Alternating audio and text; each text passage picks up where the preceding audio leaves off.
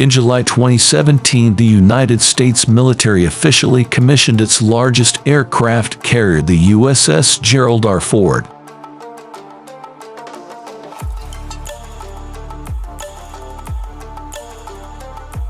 This massive carrier costs nearly $13 billion and took nearly 4 years for Newport News Shipbuilding to construct. This 1,100-foot-long vessel is the biggest in the world. Life aboard the Gerald R. Ford will be quite similar to any other modern aircraft carrier for the 4,500 crew members assigned to the ship.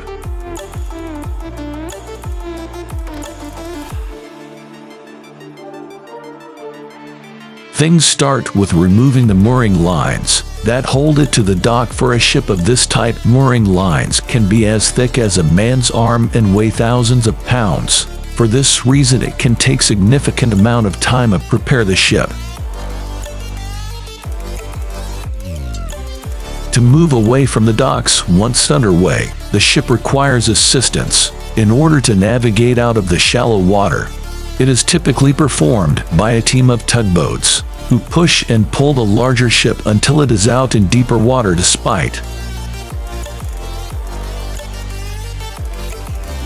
the powerful engines being able to push the Gerald R. Ford up to speed of more than 35 miles per hour, its traditional rudder system cannot turn effectively when moving at slower speeds. Once clear the docks and any underwater obstacles, the aircraft carrier can continue out to sea under its own power.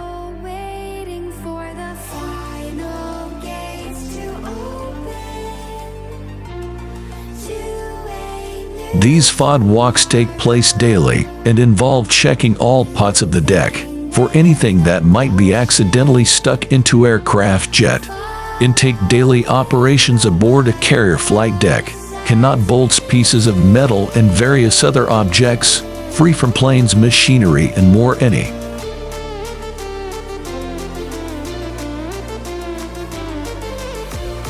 Now these items could disable a multi-million-dollar plane in seconds if it passes through one of the engines unexpectedly. The only solution to such a problem is to carefully search every inch of the deck and turn in any loose items to crew leaders. CV.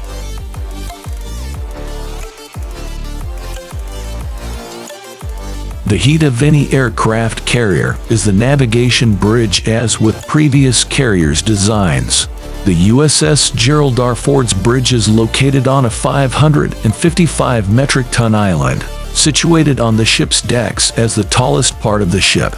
This is where most of the air control and navigation takes place. It is also where the radar and communication antennas are situated. Despite many advances in digital and satellite navigation, it is essential that teams know how to do things the traditional way. Were the USS Gerald R. Ford to suffer an EMP attack or be cut off from satellite contact, it would need to find its way using maps, sextants, and other centuries-old navigation tools. Come right here.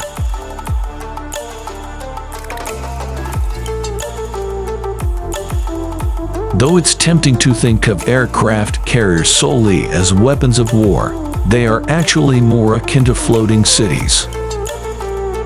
With thousands of people living on board, at any living time it is imperative that the ship's culinary team be able to supply 3 regular meals, snacks, and more to their shipmates.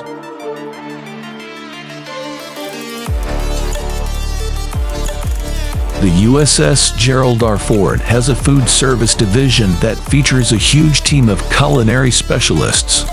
These people take a very focused approach to their job, aiming to produce delicious meals that also fit the Navy's dietary and healthy requirements. Carrier's commissary is equipped with the same sorts of cooking equipment as state-of-the-art restaurant, but has many more customers than even the busiest restaurant on land.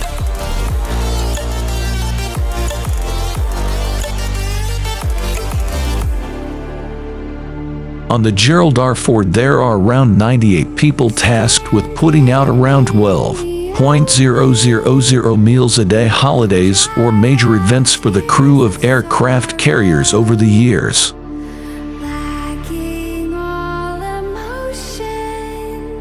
Since its launch, the Gerald R. Ford has earned quite the reputation for its dinner.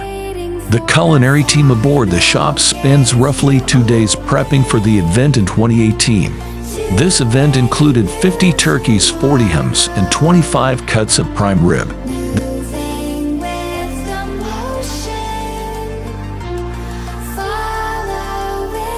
That year, the event was open to sailors and their families, and the entire mess hall was decorated with an upscale motif. Other major holidays on board U.S. Naval Shop July include the 4th of and Christmas, each with its unique celebratory customs.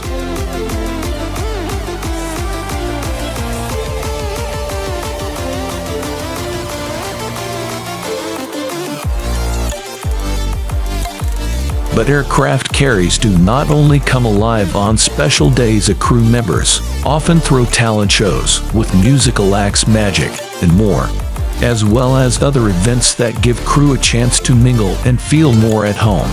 That said, readiness is still a priority depending on the ship and the condition. Work shifts may be split up into 12 hours or 4-hour increments.